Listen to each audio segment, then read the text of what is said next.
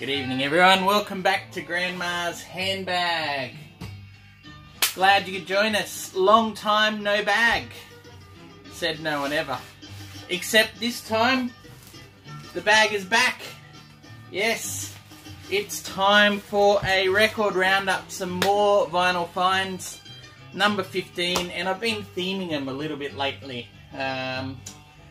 So this one's no different. This is some record fair finds from the last 2 weekends.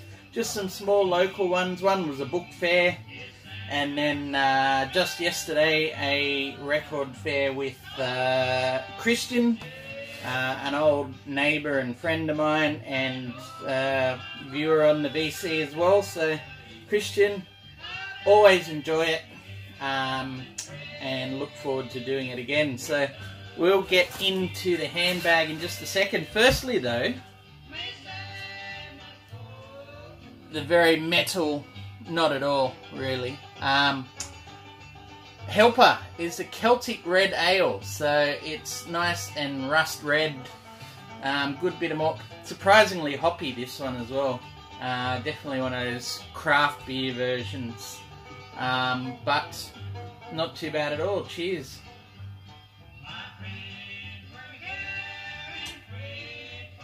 Yeah, good little alcohol bite, 5.3%. Alright, some quick bit of ECLT Christian was able to give us, and I suspect more for the envelope than the what lies within, but we'll get to that a little later in the episode. Garland Jeffries, self-titled. Don't know anything about Garland Jeffries, so if you're a fan or you do know, 1977 self-titled. Let me know what you think of it. But yeah, also Christian was able to give me, just off camera here, I hope it's off camera, a CD copy of the incredible Miles Davis Live Evil double album from 1971. This is a fantastic album. And what I want to do with this actually, well, I mean, what can you say about the music? It's Electric Miles. You have a look at the cover, and it's every bit as out there as that cover. There's just something very, very, like, deep, elemental, electric voodoo stuff going on. Cover blows my mind. The music, doubly so. It's out there, but it's fantastic. It's basically a who's who of jazz right at the moment, and you can just tell Miles is cutting edge. I mean, if I read off some of the players here: Wayne Shorter, Billy Cobham, Joe Zawinul, Chick Corea, Jack DeJohnette, Dave Holland, you know, am I missing people? Keith Jarrett, Herbie Hancock. It's incredible who turns up on this album, you know. So yeah, very happy to get that. Thank you, Christian. Anyway, rambling already, it's time to get into the bag. The handbag has been out and it's got some goodies. Now, the first one was a book fair, and I really, basically I was one of the first in, so I got it there about an hour or so before, lined up. Most people are there for books, but you could tell, you can smell your own kind, you know. I just knew that there were a couple of people in there for records and CDs, plenty of CDs. But this time, knowing what I got a couple of months back, I was definitely focusing on the records. And what I did though was focus on quality over quantity. Some records just didn't make the cut because they were just too beat. Brian Eno, Music for Airports, John Lennon's Plastic Ono Band, both copies I'd grab in a heartbeat, but just didn't want to put my needle through the pain. Anyway, first one off the rank I got was Staple Singers, Be What You Are on Stax. Yeah, sure, there's a little cutout there, but other than that, you got a textured sleeve. It's quite lovely condition. you know, that sort of slow and easy, slightly funky southern soul, gospel tinges, very nice stuff. It's exactly what you want and expect from Stax. I love that inner there with the advertising of the Memphis sound and all the Stax artists. And there's even a little bit of a blurb about what Stax on the back, which was a major event for the label and for the African American community in the early 70s. So very cool little bit of history in there. The labels, I've got to show the labels today because I'm always a big fan. You got a original early 70s Stax label, maybe not as iconic as the 60s ones, but still, I'm not going to knock them back, especially because Stax, original Stax, are rather hard to find all the way down to here. Alright, next one is a nod to, I think it's a nod to Calm at Gorvo 31. Mike Oldfield, Omadorn. Look, beautiful condition on this. This was $7 Australian, so you know what, $5 US, £4 or something like that. I think this is Calm's favourite or most recommended Mike Oldfield. Anyway, I certainly had Calm in mind picking this up. You've got that classic double virgin label. Very, very nice. You can't go too wrong with that label. Quality, just beautiful condition as well. Most of these needed a clean, and that was about it. The next two, yeah, again, $7. Can't fault the quality. And it's two from Jean-Michel Jarre. We got Equinox and Oxygen. Now, I've only heard Oxygen. Don't mind at all. Interested to hear this. Does anyone have a favourite of these two? Let me know which one you think, because the pick of them. But anyway, yeah, look, both on the Polydor label, and as I said, just beautiful condition. If I just show you the back and the front there, barely a mark anywhere. Interestingly, I did notice, I don't know if you can pick up here, there's this black band across that's been printed on both sides of the label. It's an Australian press, and unfortunately that was the kind of quality control they had with printing and presses back then. Weird colour runs and offsets, just sadly not the same quality that you would get overseas. I've run into it a few times now. Anyway, it's the music we're here for, you can't complain with that. Next one. Oh, has anyone seen that? Alright, XTC English Settlement. This is about the only album of theirs I've sort of really investigated before, so it was a no-brainer when I saw this there. Look, you got that hype sticker, the textured sleeve, I love that. There, you've got some embossed writing at the top and back, a little hard to see, but I mean overall in pretty good condition. There's just a couple of dings here and there, but very pleased to get that. Obviously Sensor's working overtime. This was a big single here in Australia, I think. You look at some of the places that people like XTC were playing in the early 80s in Sydney, and you just couldn't even imagine bands being there now. But they got way out into the suburbs of Sydney to play. Very different live scene then to today. Yeah, very interesting. Anyway, there's those custom labels. I love that kind of medieval writing that XTC got on those labels there. Again, just the condition is beautiful on these. Really was a case of quality over quantity, and I'm glad I held out for not much more. Next one, the classic Days of Future Past, the Moody Blues.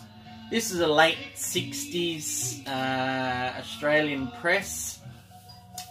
So yeah, you can see that cover. It's pretty nice condition. on the back where you'd see a lot more wear. There's really not much going on there at all. So very, very happy. Look, apart from Nights in White Satin, I am new to this album. There's that Duram label for it as well, which I've not seen before actually. I like this Duramic sound system. So yeah, what am I in for with this? What would you class Days of Future Past at? Is it a pop? Is it pop psych? Prog? It's anyway. Look, I'm looking forward to it. If you're a fan, let me know in the comments. Obviously, it's hard not to like Nights in White Satin, but I want to know what the rest of it's like. Haven't had a chance to listen yet, so as with well, most of these, but anyway. So things will start slipping and sliding now. Damn those covers. Okay, now I've got a couple of copies of this, but I was never going to let that sit there in such lovely condition. I mean, apart from a rip like that, how could you even, how does one rip that? Never mind. Yeah, you can't really complain, because this is a German press, believe it or not. I don't know how that made it here, but 1977 German press is everything I can discern from it. Very nicely, it's got the inner, and as an added bonus, I was not expecting this, but you know, the postcard. Yeah, so very, very pleased to get that. Plays beautifully. Although whether or not I like the actual mastering, don't know yet. I think I might need to give it another few spins to work that one out. Alright, this next one. So that was $9 Australian. So what are we talking? £5. You know, VG plus, maybe the cover's VG on that one, but most of the records VG plus, even getting towards near mint, some of them. Yeah, amazing stuff. This I was really psyched to see. Again, $9, so $7 US, £5. You just don't see Bob Seger, early Bob Seger in Australia. You can get Night Moves and his 70s stuff, you know, $10 a record.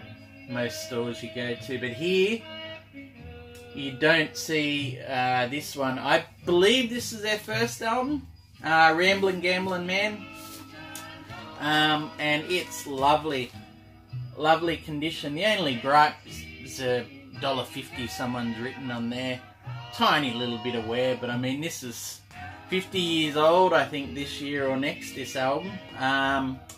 And from what I can tell, an Australian first and only press. So yeah, really, really stoked to see that. I love that artwork on the back with Sigmund Freud, and we all know what's on Sigmund's mind a lot of the time. But yeah, that front artwork, very arresting as well. Really, really enjoy that.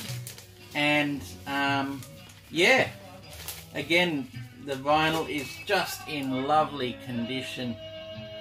Really, really lovely. Those capital labels. Can't even hold my own labels up.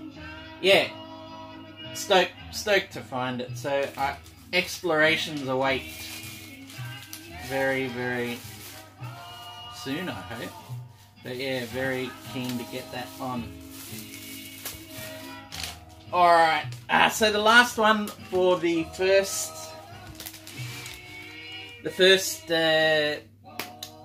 record show, and yeah, very surprised to see it. Grabbed it instantly, thinking I'd potentially pass it on.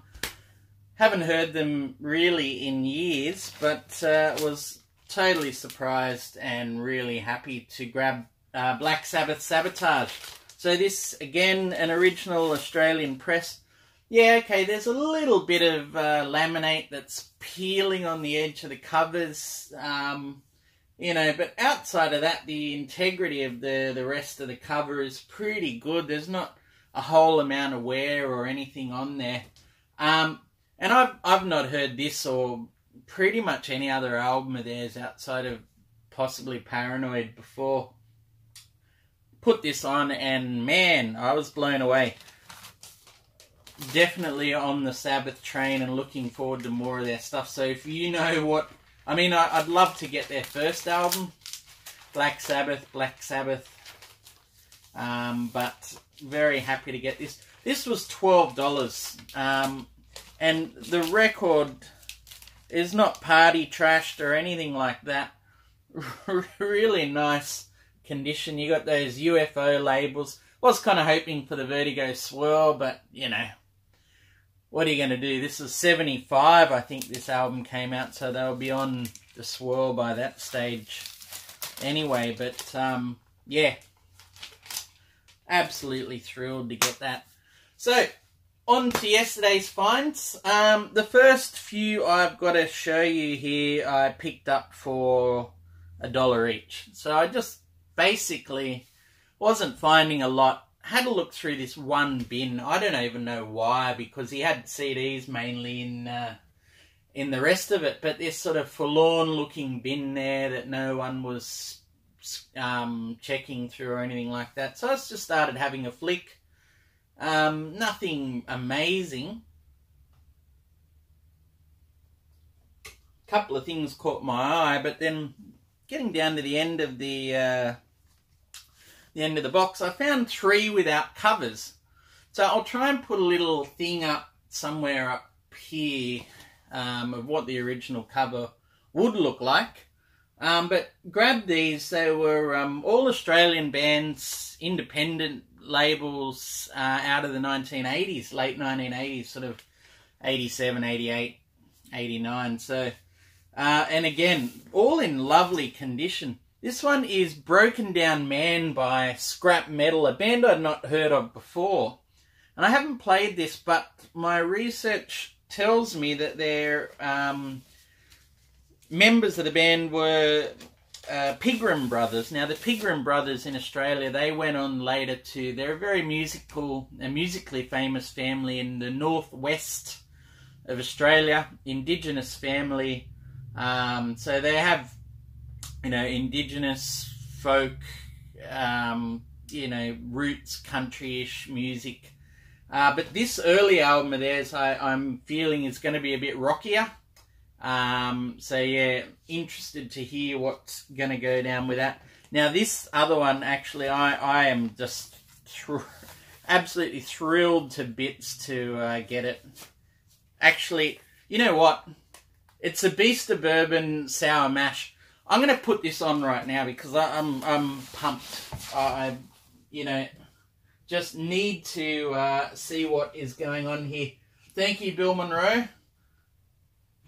Always good to hear the high, lonesome sounds.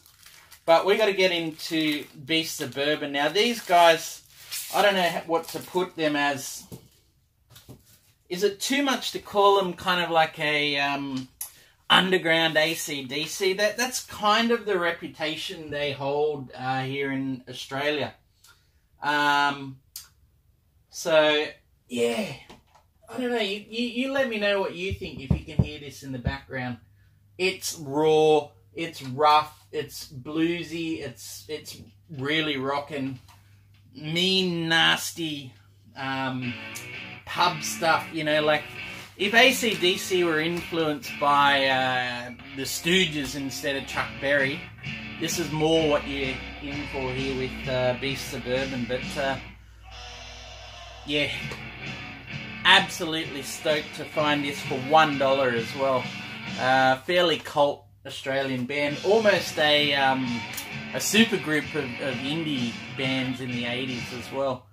And they're sort of even doing covers of Merle Haggard songs, and I think they're quite famous for a cover version of Psycho.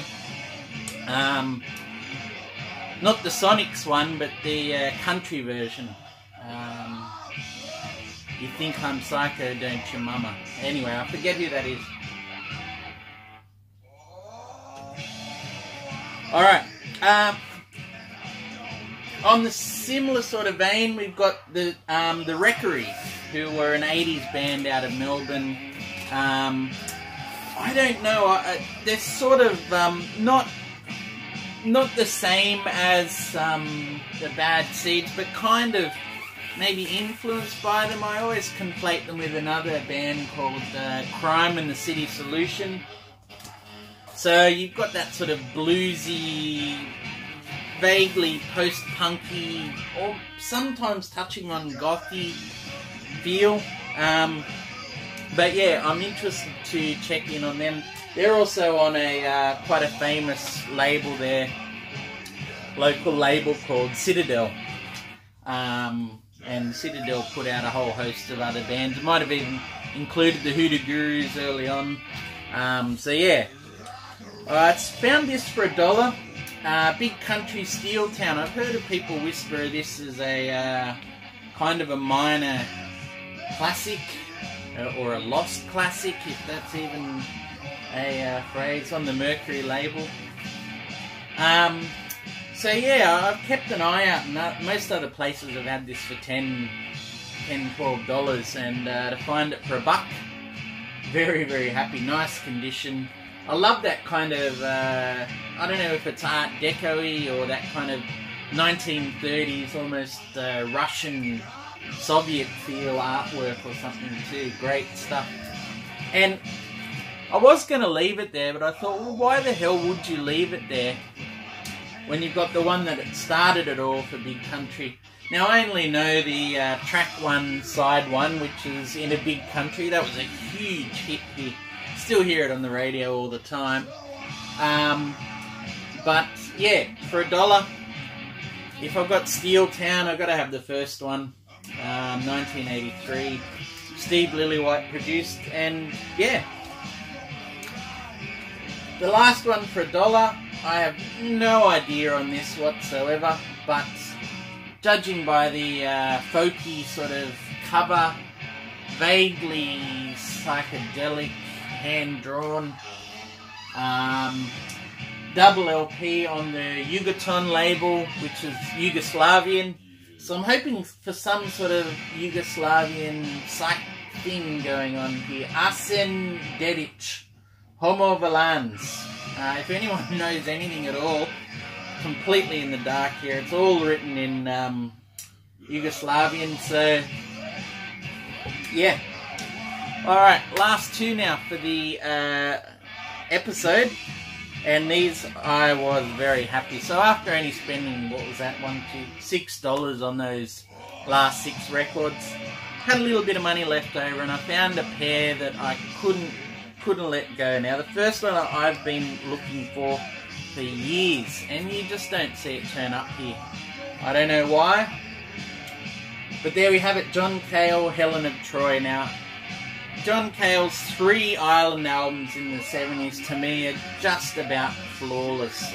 This one, Fear and Slow Dazzle, up there with any singer-songwriter in the 70s.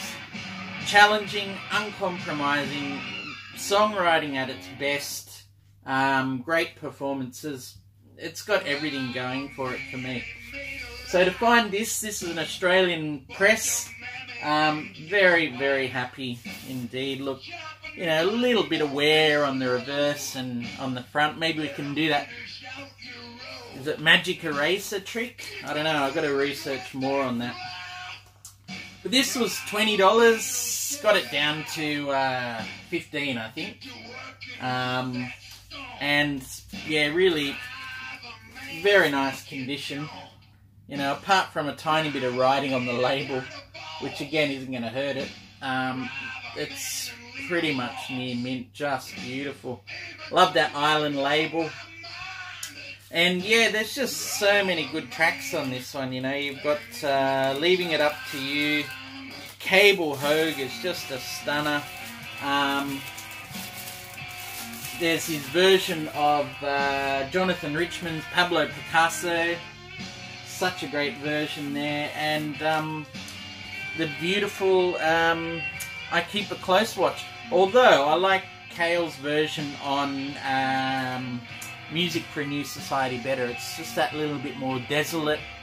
It almost makes this version feel overproduced. Anyway, and this last one was a real thrill to see. Like the stallholder said, he said, look, I buy collections and you see these come up once every 15 to 20 years. And he's about right, because I don't think I've seen one in that long as well. And it's Nico's Desert Shore. So again, got that for 35 Australian. And this is just in stunning condition. Textured sleeve, 1971 English press, so it's about a second press. Beautiful, beautiful condition. On the K series catalogue numbers on reprise. Yeah, barely played, really. Just in lovely condition, and what an album as well. I'm sort of stuck between this and Desert Shore. I always get them confused. This and Marble Index as the best Nico albums. If you've got a favourite, let me know. I mean, I love Chelsea Girl, but when you want to get into arty, anything that John Cale's producing and arranging as he is here, and also recorded by John Wood and Joe Boyd, behind Witch Season, Nick Drake, John Martin. It's just a lovely sounding, spare, desolate, sparse, slightly confronting, I guess. There's not a lot of instrumental accompaniment going on, and Nico's harmonium and voice are front and center on all of it. Great album though. Yeah, not something you spin every day, but so happy to have picked that up. And that's it, everyone. Thank you so much for joining in. Really appreciate all your comments and your subscriptions. Thank you for everyone subscribing. I can't thank you enough. I've just ticked past a year in the VC. Feels like a month could have flown by in that time, but that is the march of time, and it's been an absolute pleasure getting to know people and just sharing music. A privilege that you guys are happy to listen to me prattle on, somewhat inanely probably, but there we go. Thank you again. Look forward to talking to you and seeing you all again very soon, hopefully. Cheers, everyone. Bye-bye.